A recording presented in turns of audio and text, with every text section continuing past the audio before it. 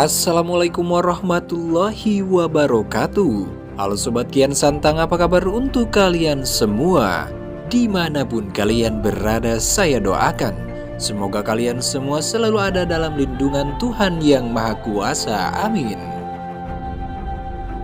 Di episode terbaru kali ini pastinya semakin seru, menegangkan, dan menarik untuk kita saksikan.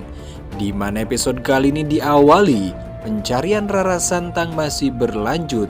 Pangeran Croesus masih berusaha mencari keberadaan Rara Santang hingga akhirnya ia menemukan sebuah goa yang sangat mencurigakan. Karena penasaran, Pangeran Croesus langsung masuk ke dalam goa itu. Setelah berada di dalam goa itu, ia terkejut karena mendapati Rara Santang sedang disekap oleh seseorang dan akan dijadikan tumbal. Tanpa basa-basi lagi, ia langsung menghentikan orang berjubah hitam yang hendak menjadikan Rara Santang menjadi tumbal. "Hentikan!" teriak Pangeran Croesus. Ia berjalan mendekat ke orang berjubah hitam itu, lalu menatap matanya. "Berani sekali kau menculik Nyimas Rara Santang. Lebih baik sekarang kau pergi dari sini sebelum aku habis kesabaran." Orang berjubah hitam itu tidak mendengar perkataan Pangeran Croesus. Ia malah mengancam balik perkataan Pangeran Croesus. "Aku tidak akan pergi sebelum aku menghabisi Nyimas Rara Santang," jawab orang itu. "Baiklah kalau itu maumu." Perkelahian mulai terjadi. Pangeran Croesus bertarung tanpa senjata dan orang bertopeng itu bertarung menggunakan senjata berupa pedang. Walaupun tanpa menggunakan senjata, Pangeran Croesus bisa mengalahkan orang bertopeng itu. Pedang yang tadinya berada di tangan orang itu, kini pedang itu berada di tangan Pangeran Croesus. Setelah membuatnya terdesak, Pangeran Croesus langsung menusukkan pedang ke perut orang yang berjubah hitam itu.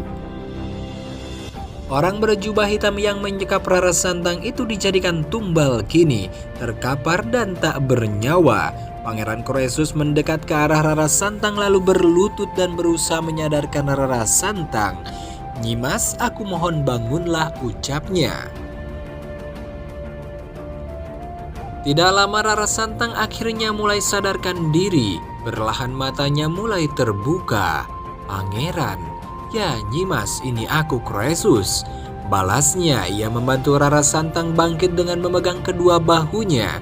Rara Santang baru menyadari kalau Pangeran Croesus datang sendirian, menolongnya tanpa kehadiran Kian Santang.